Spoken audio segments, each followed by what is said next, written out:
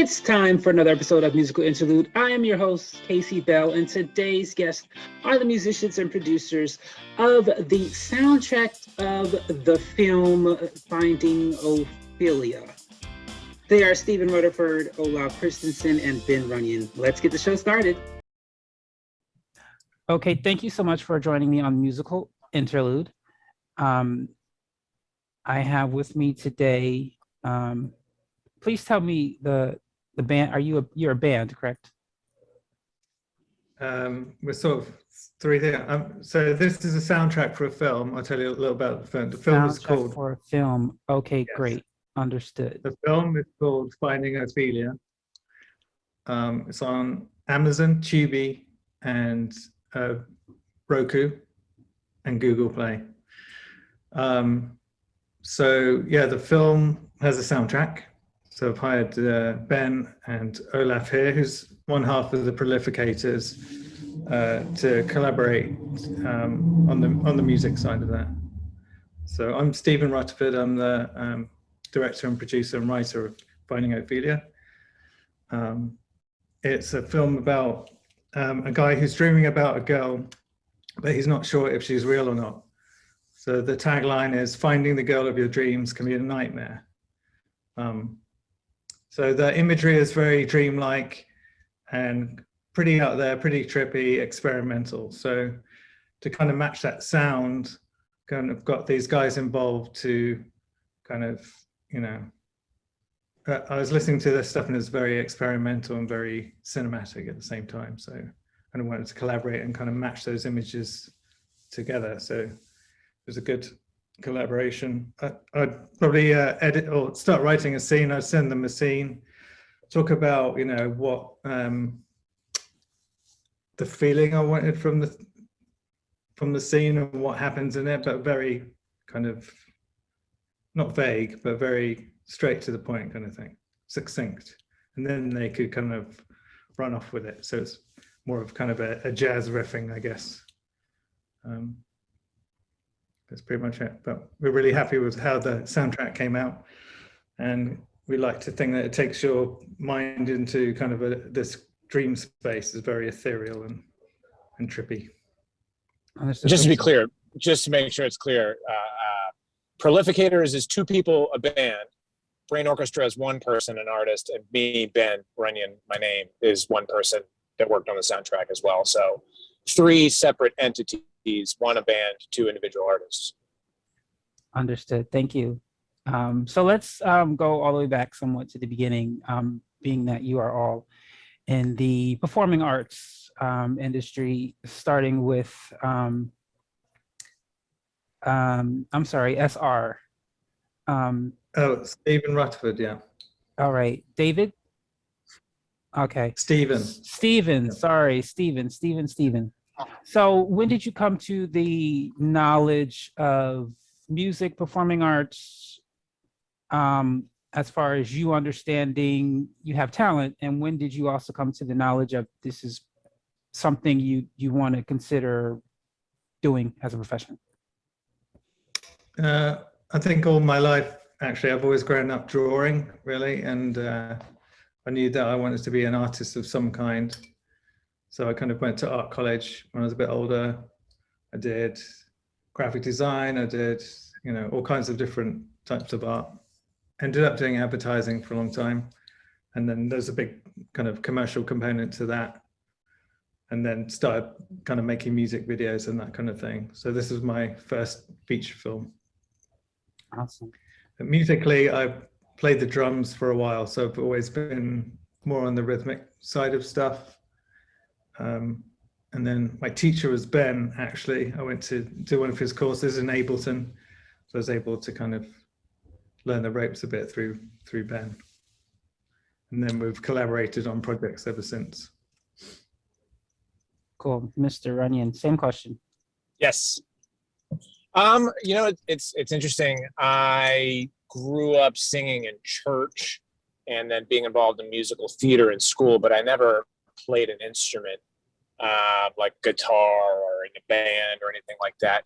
And I kind of came to music through music technology. So Ableton Live or Logic or Pro Tools, so music recording and music editing software. And through that, I found I had a talent. Then I started a band, and I wrote pop songs and had music videos on MTV and this, that, and the other. And now I teach music technology at Drexel University in Philadelphia, Pennsylvania.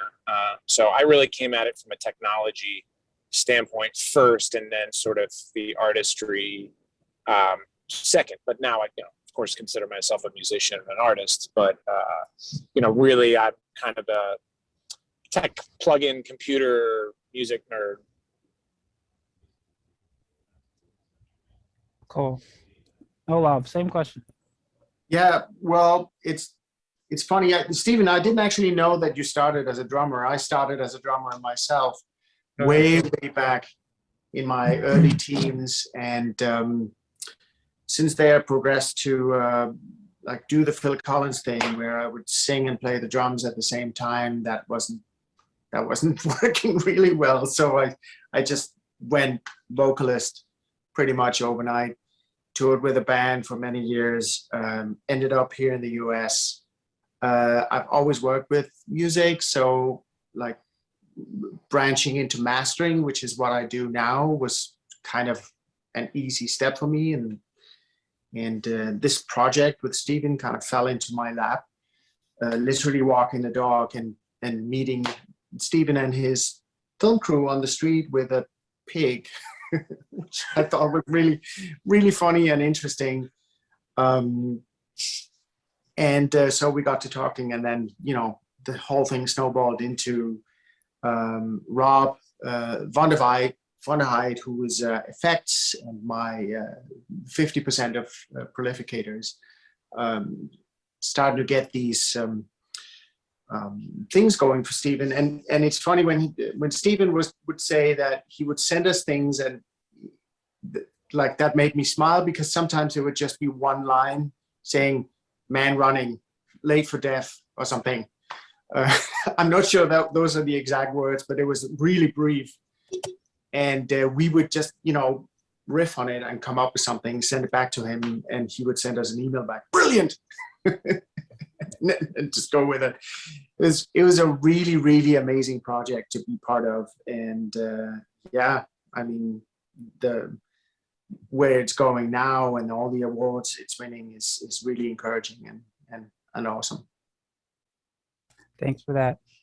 Next question, one more personal question before we get more into the your soundtrack.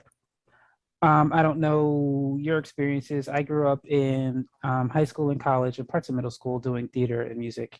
And in the process, I met people who unfortunately did not receive much encouragement and validation from their parents to get into the arts. Were you great question. supported? Yeah. Or were they more like become a doctor, nurse, teacher, things of that nature? I'm Ben. I'll take that. Sorry, jumping in. That question hit home. Yeah, I was certainly encouraged to do arts, in that I grew up going to a high school and a sister that went to a liberal arts college, and kind of a WASPy sort of thing.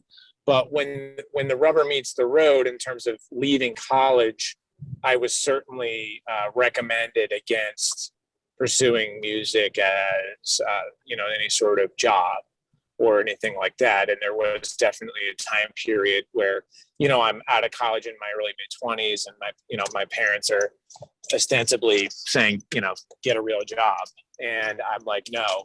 And there was a show I played where I opened up for this band called Washed Out, that's fairly famous. They have the theme song on the show Portlandia on IFC. And I was playing in front of like 2,000 people, and they came to that show, and that was kind of the night that they backed off and they got it. And I figured out my own career through music. So it took kind of a proving to them that it could work for the encouragement to follow. Thanks for sharing. What about the rest of you? Well, I can jump in here. I was always encouraged to have some sort of fallback. And like very early on, my parents basically, pushed me into being like trying to become a carpenter, which is something I worked on for years. And, you know, but I always came back to this. This was kind of like my home, and, you know, touring was always amazing. And yeah, I never really left, but there was certainly moments of like interludes, let's call it that, where I would not be working on music, and that would be just plain miserable. So yeah, but I think my parents were scared for me, like going in that direction. So it was highly encouraged that I would have something else to, you know, do when actually this didn't pan out. So, you know, this is how it goes. Stephen? I don't think I had a fallback plan. I don't think I had any choice, because I wasn't good at anything, but I was clearly good at creative things. I had no choice. It's that or stacking shelves or something, you know, sweeping the street. But I did kind of consciously, I think, you know, when I was in college, like, how am I going to get a job doing something creative? So I kind of looked into graphic design, that, you know, I would see amazing artists sitting on the street, you know, drawing portraits, and they'd be incredible, but they're like, people are throwing dollar bills into their cap. So yeah, graphic design was a thing, and then advertising, and those kind of things where you could get a job. So I kind of focused on something that I could use, you know, have some kind of creative output and get paid at the same time. So that's always been my thing, I guess. But yeah, no plan B. No choices. Cool. So talking about the film, who or what inspired you to write this film? I think actually listening to music, kind of ethereal music that's, you know, drones and stuff that really takes you out of your head, takes you to like a different space that's kind of weird. So I'd listen to those and then kind of have dreams, and then write down dreams sort of in the middle of the night. So I'd have a massive list of scenes and then try and make some kind of sense of them, couple them into kind of a screenplay. It took probably like 3 or 4 months of writing. I had all the ideas first and then kind of ordered them, but definitely listening to music. So I think that's why it's kind of very musically driven. So the score is almost telling the story as much as the imagery. Now, is this your first film, creation of a film, producing a film, producing a soundtrack for a film, or have you done this already? It's the first one. It's the first feature film. It's the first time published piece of music. I only have 2 tracks on there, which they're okay. I'm not as good as these guys, but it's first time. So for the 3 of you, I don't know who wants to answer first. How do you personally get to the point where you can do something, how do I say, something new, as far as, so you're producing a film and a soundtrack. It's, you know, I don't know if there was a college course that you took to learn this. How do you say, I'm going to do this even though I don't know what I'm doing? There might be some fear. How did you personally encourage yourself to work on this project, knowing that this was going to be probably we'll just figure it out along the way? Only I say that because so many people out there have great ideas like movies and music, and they say I can't because. And so even though you may have had some I can't because, what caused you to say, even though I think I can, I'm going to do it anyways? If I may answer that question, and Ben, you probably have experienced something similar, I'm guessing. Yes. There was never, I never felt the need to be encouraged. It was just always like the ideas and the thoughts that Stephen gave us were just all very visual. And when I see something visual, I immediately go to what do I feel like this sounds like? And then it's just a matter of getting it out of the head and onto some sort of media. And for us, it was like and I speak for Rob and I, Effects and I, it's basically just, having a starting point and then developing it from there to where it sort of fits the visual. We never saw the visual until it was actually done. Every now and then we would get a clip, but the music had already been done by then. So we were very much relying on the written words, and which was a great thing. At least the written words, and which was a great thing. At least I have a delay happening here. And the reason I say that is because we had free reign, like with our minds to really explore the space with the sound. So I think also part of that. I think a part of that also was kind of, I'm buying into what you're doing also, like your stuff's very different. Someone kind of, we know we're in the same wheelhouse, as it were. Just to piggyback on what Olav said, was that, for me, music is very visual. And I've always, since I was in college, even before I got into making pop music and rock music and that sort of thing, I've always wanted to score commercials and films and things of that nature, which I've done obviously with this and in other places. But whenever I'm working on music, I like to look at my music library and look at cover art. So I did the same thing for Finding Ophelia. I had a, the cover of Finding Ophelia, or some of the basic artwork for it. And while I would make the music, I would just look at that cover art and like try to think, does this music kind of meet this kind of gothic black and white kind of criteria, and go from there. In the same way that you see some painter on the street doing a caricature, you can't really put your finger on a caricature of like what is a feature of someone that you would exaggerate that makes them them.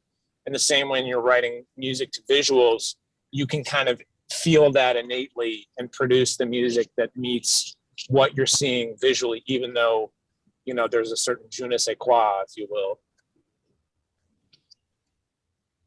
Yeah, I think I sent you some images at some point, maybe, or like I've been screenshots or like a mood board. Yeah, mood board, so right? Yeah, mood boards, exactly. A general feel for it. So you write this film, direct it, produce it, get a soundtrack. Were you capable of having a formal premiere? Yes. Luckily, it was the end of, well, not the end of COVID, but a break in COVID. No. Where the cinemas were open in Hollywood. So managed to get a Hollywood premiere on June 23rd. So we had like a live thing. So that was pretty amazing. We've had a couple of live festivals, and most of the festivals have been kind of online, which is a bit disappointing, but Right. So you have the soundtrack. I believe there's actually a total of 4 of you. Even though it's not necessarily done in the world of music, have you ever thought, well, I guess now you can't. Did you ever think of touring with the soundtrack as far as a concert? Well, I guess during the summer, you can do it outside, things of that nature. Was that ever a thought? I'm only going to speak for myself, and maybe Olav feels similarly, I don't know, but touring was something I did through my 20s and early 30s, and now that I'm in my mid 30s, it's just not something I'm interested in any longer. Yeah, well, I'm actually sort of, I toured quite extensively and was sort of over it, and I absolutely understand that sentiment, Ben. I am at the point now where I'd love to do something live here locally in Brooklyn. It's most likely not going to be anything related to the movie, although it's going to be sort of that style, especially because effects are a bit. Playing around your city is one thing. Touring is a whole other beast. Exactly. Yeah. Yes. Yeah. So there's that. So touring specifically for the purpose of the movie, no. Okay. I did have one thought of a live, what we kind of like, you could do it live music, but having like a venue with different rooms, like, or a house with different rooms, with different dream sequences projected on the walls. Yeah, when are we doing kind of that? promo thing. What's that? When are we doing that, Stephen? I don't know. See, that's the kind of stuff I want to do. Absolutely. Yeah. I was talking to someone, but they're not ready yet. Oh. A venue, so. Do they need some encouragement? Some encouragement, yeah. Send the boys around. Yeah. But yeah, that was the thought. Had a live aspect to it, which felt kind of very like an art installation or something. Yeah. Which could be fun. So being performers, did you enjoy your forced break or were you going crazy? I actually like it. Yeah, I'm a studio rat these days. I just, I love being in a studio behind a computer producing music. So for me, it was every more reason to just keep doing what I would normally do.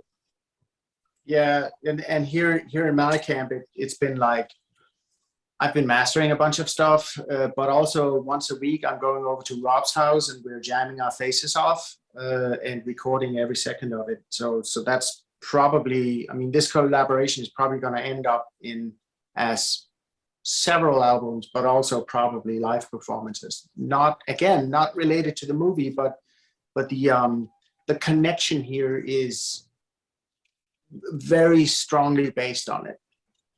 So it's your fault, Stephen. Created a monster. Yep. All right. So I have 3 more questions for you, and then I'm going to leave you alone. The first 2 questions I ask because you never know who's watching and who you may be able to help. So the first question, as going back to a question I asked, if there's someone watching who wants to be not just performing arts in any field, fireman, policeman, whatever the case may be, and unfortunately they do not have the support of their parents, what would you tell that individual? Oh, that's easy. Go ahead. Practice. You know, you don't have to be the best in the field, but like, you know, you got to be good at what you're doing. I would come at it, and I like that answer, and I totally agree from a functional standpoint. I'd come at it as a teacher and someone that molds young minds, and someone that's had, I would say, an interesting life. I have a really great relationship with my family now, but that was not true in my teens and early 20s, and kind of had a falling out with them for years. So I would say you get to choose to a certain degree who your family is. And your friends can be your family, and when you do that, and when you put yourself in different circles, you get to be molded in a different way. So yeah, you can't choose who your biological family is, but you can definitely choose the kind of people that you put around you and build an atmosphere of support, obviously within reason. I'm saying everybody has that opportunity, but yeah, you get to kind of choose your family and put people around you that encourage you. True. Very true. Yeah, I'd agree with that. And also, I think create the awareness that the technology we have now did not exist very few years ago, and the opportunities you have now are so incredible. You can, especially music, you can get your hands on software where you can, even free software, free film editing software, cameras are cheap. You have a camera in your pocket called a phone. And you also can broadcast yourself on YouTube and social media. So, I mean, it's incredible the opportunity you have now. And probably like we're a bit older, so I think we appreciate that because we came from a different world, you know, a pre-digital era, really. So you just got to appreciate that you can go much further than you would, you know, 10 years ago or something with the tech. Yeah. Practice also. Thank Practice. you. Yeah. So my next question, somewhat similar, starting with Stephen. What would you tell the parents who are not being very supportive? Support your kids. Yeah, I try and understand, because I know with my parents it took a while on some aspects to kind of, they didn't quite know what I was doing when I was working in advertising. It took a while for for them to realize it. So kind of be patient with what they're working at, because I think it's all up in here. They have some kind of expression here they're trying to get out into the world. So encourage that, give them space, let them be creative. Also, in the future, creativity is going to be more important than ever because a lot of jobs are going to disappear with AI, a lot of automation. So anything creative that you can do, you've got to push that career-wise. So it could end up being more, you know, better for your career. Olav? Well, same really. Like I'm the father of a 6-year-old daughter, and she has recently taken up guitar, and that's basically my main instrument now. And I'm very hands-on. I'm not hands-on, hands-off, I should say. I really strongly believe that parents need to let their kids find their own feet. Is that the expression? Yeah, it is. That works. It is. Find your legs, find your feet, you know. Same part. They're sea legs. Your sea legs, exactly. There it is. And let them come to a point where they, you know, really believe that this is their own doing, or they found this themselves. Because I think that's very important. I had that experience. I came to this. And of course, I had my parents' support to a point, but they were also very discouraging in the fact that they didn't 100% believe in what I was doing, and that's fine. I know how that works. I, as a parent, have to sometimes just close my eyes and just go, "You'll figure it out. It's fine," and just let it go. And I truly believe that is the right way to go, because I mean, she will figure it out eventually. And she'll ask questions too when she's stuck. That's when you should chime in, right? Yes, exactly.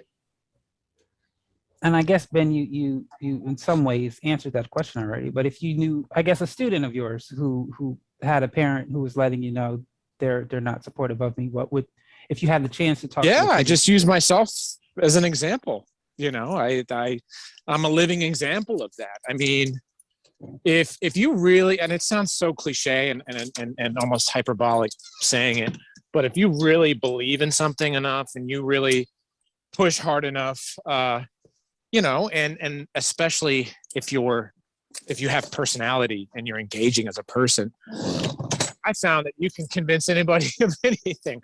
That could obviously be used to a bad end. I mean, we've seen proof of that in the last 4 years. Hello, but you can really get people in your circle and get people invested in you that care about you, that want to work with you, and that can take you so far. So, you know, my students at Drexel University, I always tell them, I say, for you to take this seriously, to be a music industry student, you have to also realize you're an entrepreneur, and the product is yourself.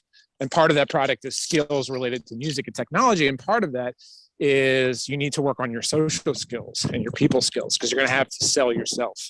So that's what I always impute to them, is that there may be a point where you're working at a coffee shop, or you're working at the Apple store and you're also touring, or you're working, you know, at a bookstore and you're also doing this, to get to the point where you're doing the music full time. It doesn't just happen like that. You have to, unfortunately, and I really not or anything about it, you may have to get to do what you want to do full time. Willing to commit, they not really do that, because better than working at.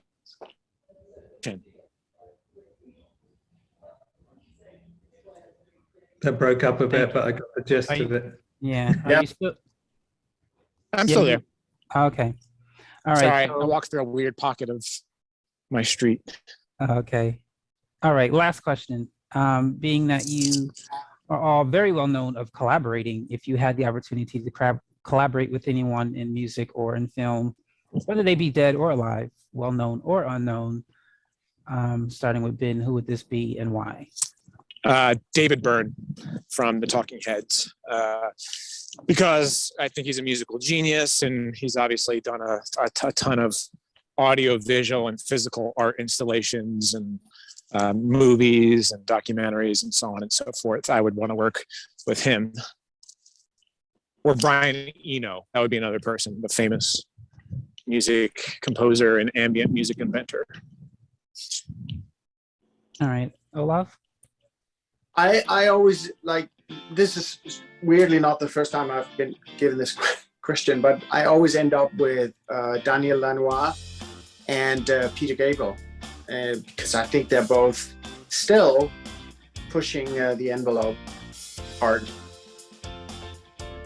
Cool. And Steve? Olaf, did you ever play the game Red Dead Redemption? No, Daniel Lanois did part of the soundtrack for that game, and one of the songs on there is like the most beautiful song I've ever heard. yeah, he's amazing. I'll send it to you. Thank you. For me, would be Stanley Kubrick. Just love all his films, but just the amount of attention to detail and just huge thing. He was just so far ahead of anyone at the time. 2001: Space Odyssey was made like in the late 60s, I believe. But he was just an incredible filmmaker.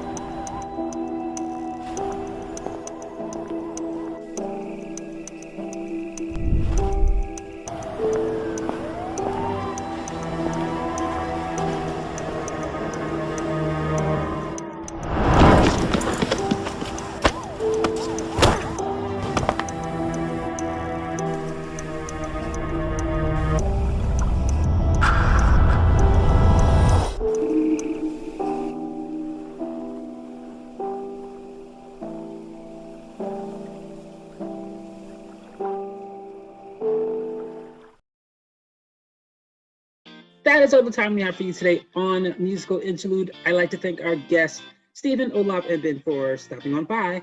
Thank you so much. And for you, the audience, for watching. Have a great day.